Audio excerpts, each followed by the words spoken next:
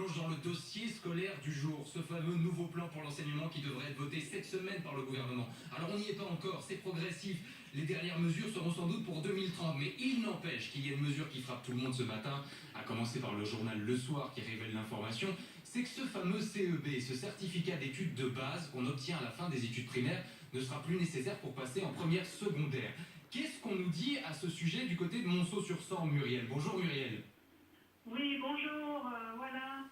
Quel est votre avis à ce sujet? Vous faites plutôt partie de ceux qui critiquent vertement cette nouvelle mesure ou qui vous dites pourquoi pas finalement on donne une chance de plus à un élève qui peut peut-être se remettre sur ses pieds?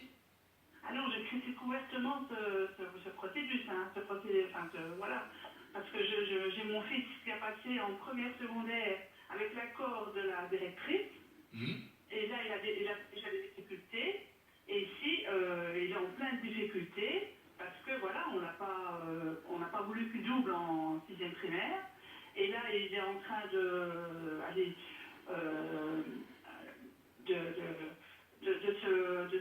s'enterrer tout seul parce qu'il n'arrive plus à suivre. Donc, et de la première, on passe à la deuxième donc aussi facilement. Donc, il suit son bagage depuis la sixième primaire. Donc, voilà. Donc c'est rare ce matin. On a une maman quelque part qui nous dit, un discours qui peut peut-être paraître assez contradictoire, j'aurais préféré que mon fils double sa sixième primaire, ça aurait été meilleur pour lui.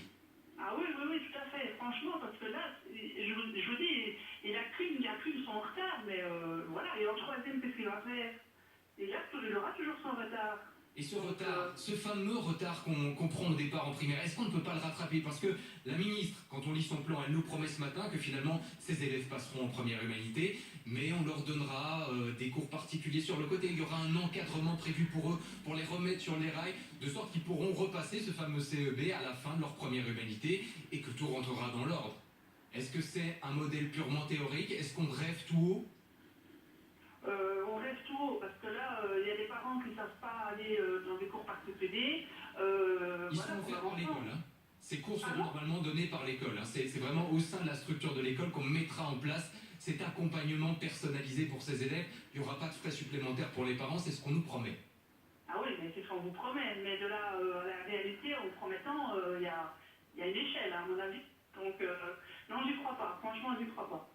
Alors ce serait quoi? Ce serait quoi la bonne mesure ce matin? Puisque peut-être que la ministre nous écoute, peut-être que les grands cerveaux de l'enseignement nous écoutent ce matin. Que faut-il faire pour ces élèves qui ont des petits blocages à la fin de l'école primaire, mais dont on sent le potentiel et on se dit qu'ils pourront le rattraper plus tard? On les bloque malgré tout, tant pis?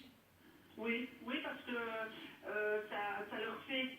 Parce qu'en plus, c'est plus motivant, parce que du coup, ils savent ce qui passe. Donc, pour eux, l'école, ben, moi, je m'en fous, je passe. Donc, vous voyez ce que je veux dire? Oui, eh bien Muriel, c'est le discours assez saisissant, mais très intriguant et très intéressant ce matin, d'une maman qui nous dit finalement, j'aurais préféré pour le bien de mon fils qu'il redouble sa sixième primaire, on aurait évité des ennuis par la suite. Merci beaucoup Muriel d'avoir été avec nous ce matin dans C'est vous qui le dites.